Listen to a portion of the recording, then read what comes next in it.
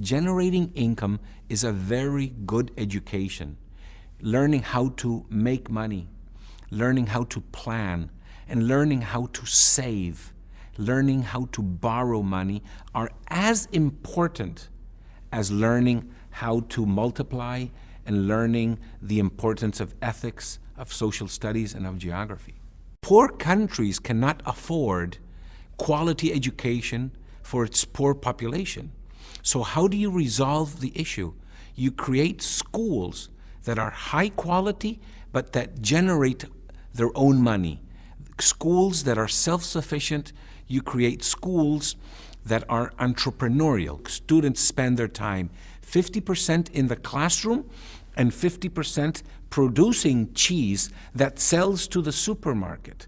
By selling to the supermarket, they get the money to pay for the professor, but they also learn managerial, marketing, entrepreneurial skills that will guarantee almost 100% employability upon graduation. People change when they answer two questions.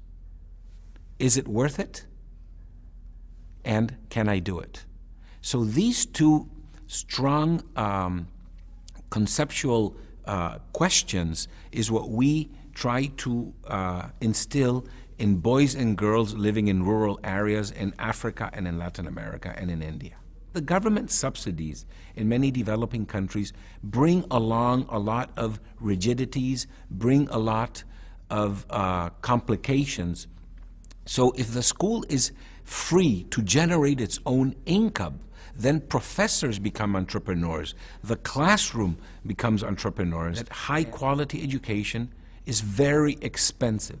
So we have to find sustainable, self-financing approaches to education. How do you transform people who are out of the system through education to think of themselves capable of setting up a business, of getting a good job, of vaccinating their children, of eating nutritious food, of drinking safe water?